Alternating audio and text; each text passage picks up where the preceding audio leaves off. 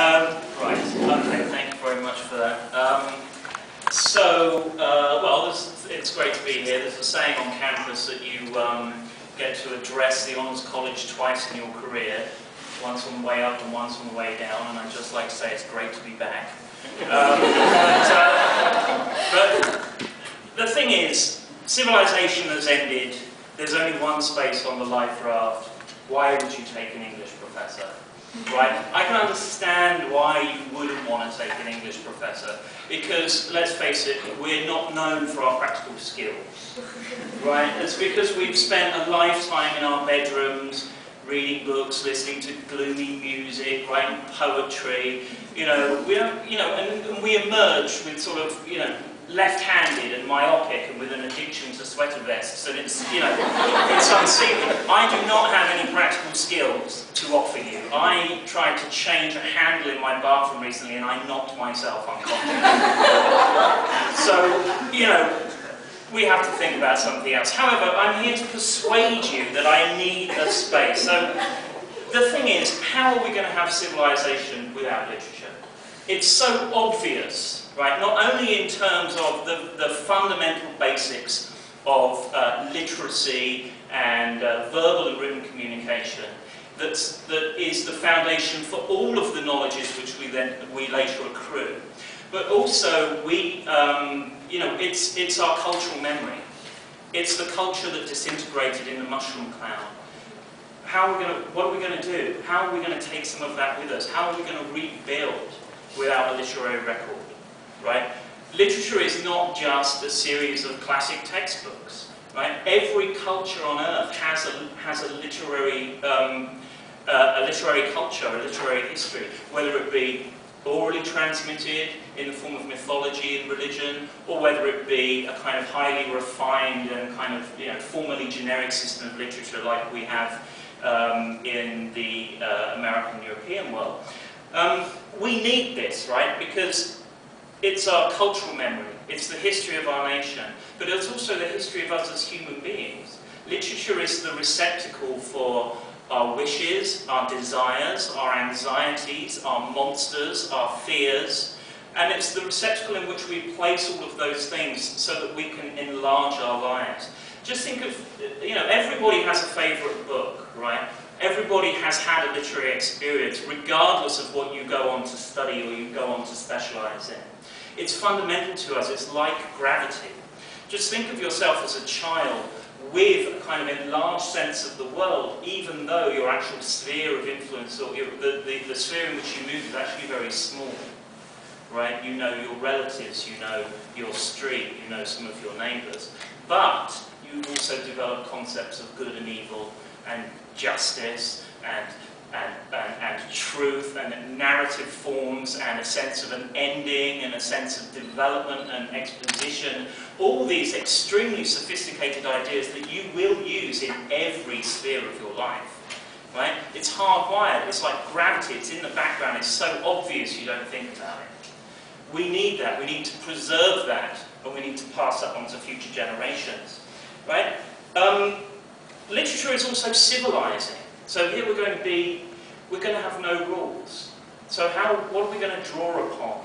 Where are we going to find those patterns or modes of behaviour? Where are we going to speculate about how we should move forward?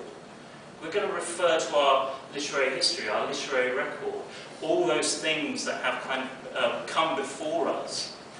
Literature is civilizing. William Shakespeare has a story about apocalypse and a boat in the middle of the ocean called The Tempest, right? And in 3 sets of characters that he shipwrecks, all of them succumb to a kind of power-crazed, anarchic urge that comes with their realization that suddenly civilization has been wiped out for them and they can do what they want. So they become murderous, they become treacherous, they become drunken, right? But what knits them back together? What is it that formulates a kind of sense of a virtuous, just, and a kind of moral civilization? It's literature. It's Prospero's magic, in which he deploys it as a form of kind of externalized imagination that affects on everybody, that he affects on everybody. And through that, They come to re-experience a sense of what communality is and what it is to be human. Literature also helps us to fashion an interior life, right? We're going to be wrestling with natural forces. We're going to be, grappling bears and, fighting one another off for various resources. What are we going to do when we want to reflect on ourselves and what it means to be human, right? Literature is how we enlarge that sense of the interior life. It's how we develop it. It's a speculative form in which we test our sense of self against these kind of presuppositions or these propositions of how a life might be lived. It prevents us from being superficial, right? And it creates a kind of larger sense of self. Franz Kafka wrote, "A book must be the axe for breaking up the frozen sea inside of us." And this, I think, is our experience of reading and our experience of literature. It's finding out what you feel about things and getting a sense of who you are. Hart Crane said, "One must be broken up to live." Right? One must be challenged by those external prompts to consider oneself. I mean, Hart Crane might not be the best example because he fell off a boat and drowned. Literature is also speculative, right? I mean, think of Thomas More's Utopia, another book about trying to build a society from the ground up. Think of Mary Wollstonecraft's Vindication of the Rights of Woman, one of the very first feminist texts in the English language. Think of Uncle Tom's Cabin, an emancipation, anti-slavery narrative that came before its time. It's a place in which one can test out ideas and one can advocate for a better future. Right? If we lose that, we will not have any forum in which we can begin to speculate about how we might live and how we can humanize ourselves and build our new civilization. And it takes us out of ourselves. It's an aesthetic experience. Virginia Woolf said that language is like wine upon the lips. Also, perhaps not the best example because she also drowned.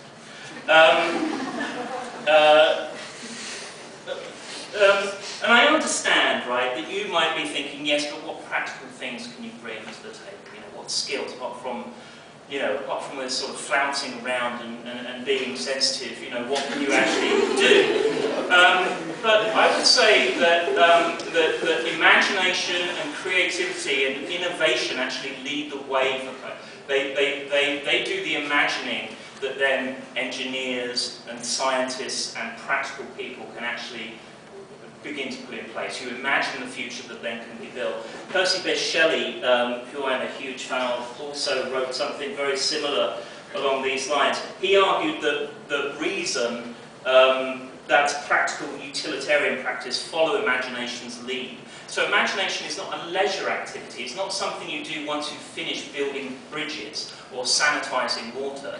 It's the thing that comes first, and it's the thing that allows you to imagine ways to accomplish those forms of useful social activity. Shelley wrote the following: "Poets are the hierophants of an unapprehended inspiration, the mirrors of the gigantic shadows which futurity casts upon the present, the words which express what they understand not, the trumpets which sing to battle and feel not what they inspire, the influence which is not moved but moves. Poets are the unacknowledged legislators of the world." Shelley, of course, drowned. But I urge you to look inside yourself. Consider that sense of yourself which has been built by the reading experience, and bring me on the boat. Thank you very much.